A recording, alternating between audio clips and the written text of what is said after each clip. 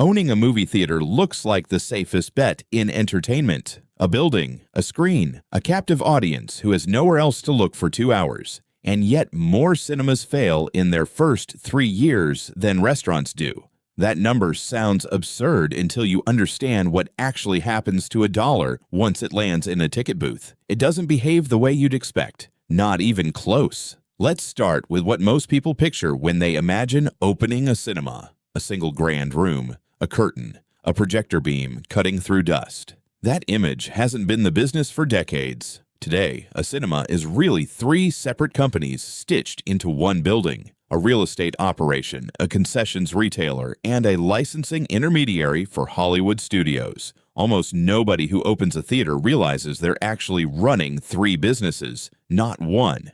And only one of those 3 is reliably profitable.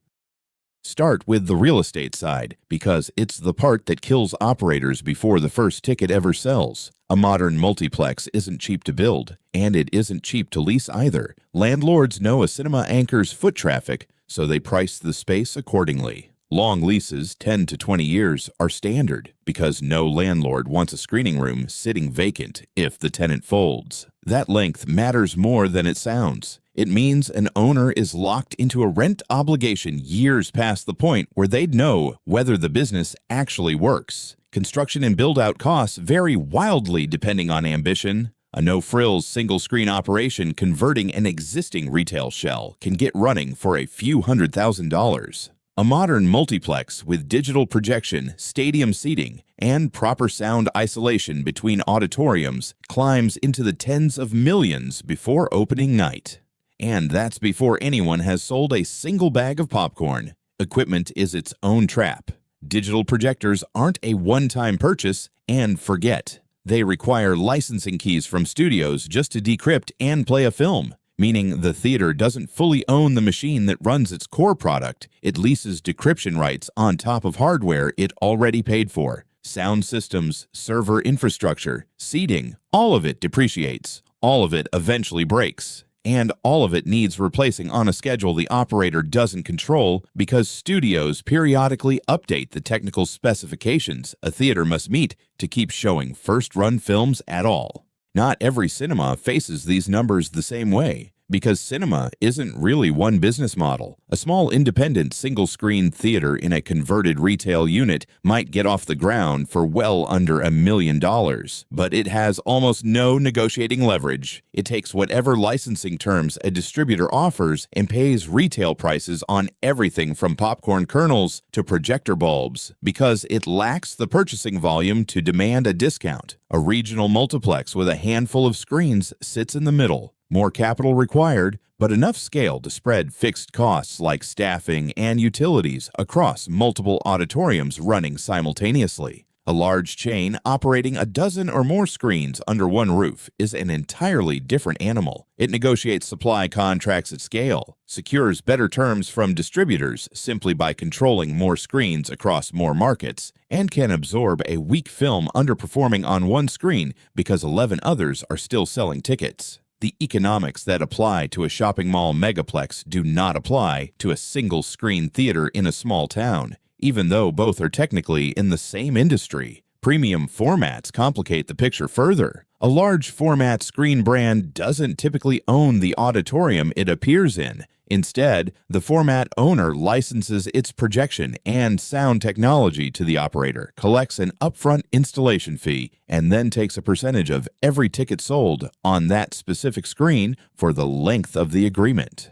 The theater gets to charge a premium ticket price for the enhanced experience. The format owner gets a recurring revenue stream without ever having to run the concession stand, staff the building, or pay the electricity bill. It's one more slice taken out of the top line before the theater sees a cent, layered on top of the studio's cut. Here's where the business starts behaving strangely. You'd assume the money from ticket sales is the theater's money. It mostly isn't. When a studio releases a film, it doesn't sell the movie to a theater outright. It licenses exhibition rights under a contract, and that contract dictates what share of every ticket the theater is allowed to keep. For a brand new release in its opening weeks, the studio typically claims the majority of box office revenue. The theater's cut of ticket sales during exactly the period when demand is highest, when lines are longest, when the building is fullest, is often its thinnest margin of the entire run. That percentage shifts week by week. The longer a film stays in theaters, the more favorable the split becomes for the exhibitor, because by that point, the studio has already captured the bulk of the value from the cultural moment.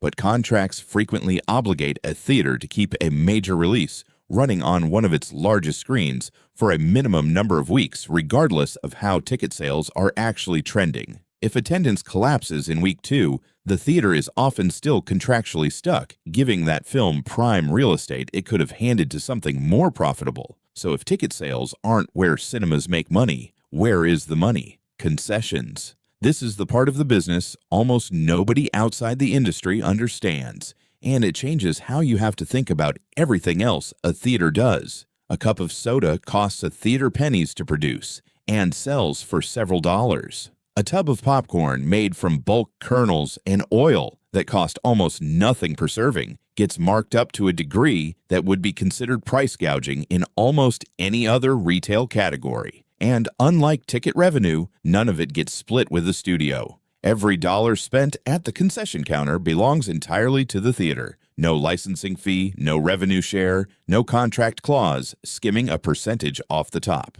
This single fact reorganizes the entire logic of how a cinema operates. The film isn't really the product. The film is the marketing expense that gets a paying customer to stand in front of a concession counter for 90 seconds before walking into a dark room. Ticket sales exist primarily to generate foot traffic for a retail transaction with an extraordinary margin. Understand that in every strange decision cinemas make, the placement of the concession stand directly in the customer's path, the aggressive combo pricing, the wide, bright, fragrant counter positioned like a checkpoint, stops looking strange and starts looking like the actual center of the business. This is also why the industry's biggest structural bet over the last decade has looked, on paper, insane. Operators have been ripping out seats. A traditional auditorium might seat 200 people in fixed rows. Convert it to wide reclining chairs with more legroom, and that same room might fit 80. You've just destroyed 60% of your maximum theoretical capacity in that room. It sounds like the opposite of a growth strategy, except the recliner seat commands a meaningfully higher ticket price. And, this is the counterintuitive part, the room fills more consistently than it did before. Comfort changes buying behavior. People who wouldn't drive out on a random Tuesday for a standard seat will do it for a recliner. A smaller room running at high, reliable occupancy at a premium price frequently earns more per showing and produces more concession spending per visitor than a larger room that only fills up on weekends. Fewer seats sold at a higher price and a higher attach rate on food and drink can outperform more seats sold cheap. The instinct that more capacity always means more revenue turns out to be wrong once you actually look at how occupancy and spending interact. None of this changes the fact that the building has to be paid for whether or not anyone shows up. This is where the fixed cost side of the business becomes brutal. A multiplex is one of the more energy-intensive types of commercial real estate that exists because you're air conditioning multiple sealed, dark, densely packed rooms simultaneously, often around the clock during peak season. That utility bill doesn't shrink because a Tuesday matinee sold 4 tickets. Insurance is a cost most people never think to ask about. A building that seats hundreds of strangers in the dark, runs commercial kitchen equipment for concessions, and houses expensive electronic projection systems is expensive to insure against liability, fire, and equipment failure. Premiums climb further if the venue serves alcohol, which many upscale locations now do to boost per-visitor spending, because alcohol service adds an entire additional liability category the insurer has to price in. None of this shows up in a customer's experience of the business. All of it shows up on the operator's monthly expense sheet. Staffing is its own puzzle because cinema demand is savagely uneven across the week. Friday and Saturday nights need a full crew. Ticketing, concessions, ushers, projection, and IT staff keeping the digital servers and playback systems running to spec. Cleaning crews turning over auditoriums between showings.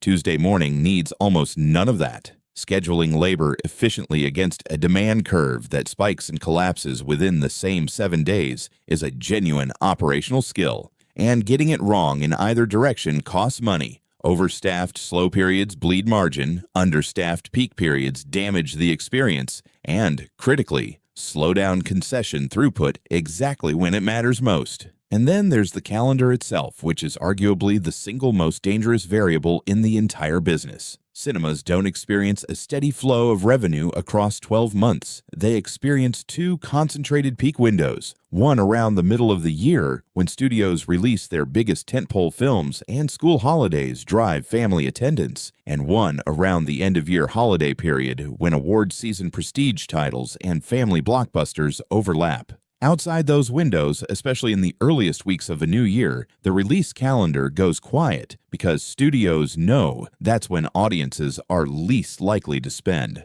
A cinema effectively has to earn enough in a handful of concentrated weeks to cover 12 months of fixed obligations. Rent doesn't pause in the off-season, payroll doesn't pause. The loan payments on those recliner installations don't pause. This creates a business that is structurally dependent on a small number of very good weeks performing exactly as expected every single year, with almost no room to absorb a bad stretch. A disappointing summer isn't a rough quarter you make up later, it's a hole that the rest of the calendar often can't fill.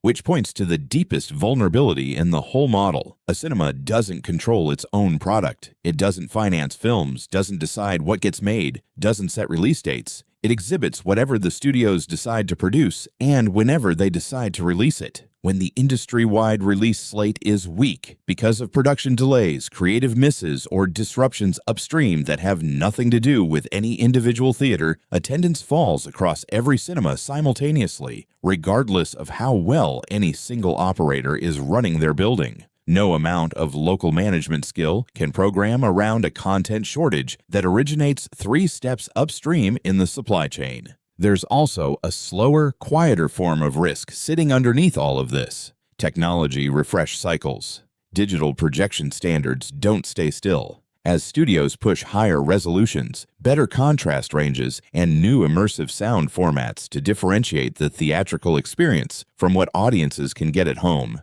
they periodically raise the technical bar a venue must clear to keep receiving first-run content at all. A projector that was cutting edge a few years ago can become a liability, not because it broke, but because it no longer meets spec. That forces operators into a cycle of reinvestment that has nothing to do with whether their existing equipment still works, and everything to do with staying inside the minimum requirements set by people who don't run theaters for a living. There's one more shift worth understanding because it's reshaped the entire risk profile of the business in recent years. For most of cinema history, a film's theatrical run came with a guaranteed window of exclusivity, a period during which the only way to watch it was to buy a ticket before it became available anywhere else. That window used to be long enough to give theaters a predictable runway to build word of mouth and sustain attendance over weeks. That exclusivity window has compressed significantly. The gap between a film's theatrical debut and its arrival on a streaming service or home release has narrowed, in some cases, to just a few weeks. Every day shaved off that window is a day of potential ticket and concession revenue that simply doesn't happen because a portion of the audience will now simply wait.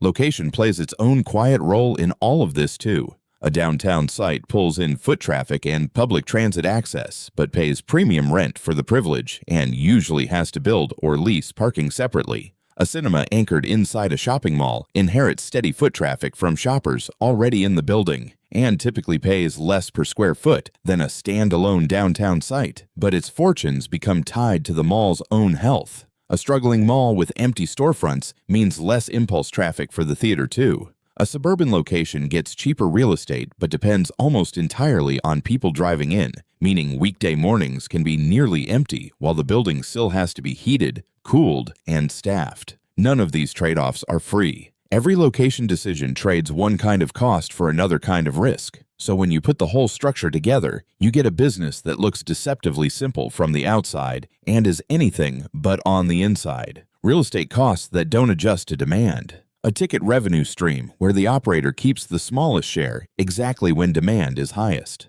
A genuinely profitable core hidden inside concession sales that most customers never think about as the business. A capacity strategy where removing seats can increase revenue. A calendar that concentrates almost all annual profitability into a few unforgiving weeks. And a supply chain the operator has zero control over, sitting entirely at the mercy of decisions made by studios months or years in advance. The theater owner isn't really in the movie business. They're renting a room, subsidizing that rental with a wildly profitable snack counter, and hoping the handful of weeks a year when people actually show up in large enough numbers go exactly according to plan. Miss that window and the polished lobby, the reclining seats, the laser projector, none of it matters. The seats are full on a Friday night, and the owner can still, quietly, be losing money.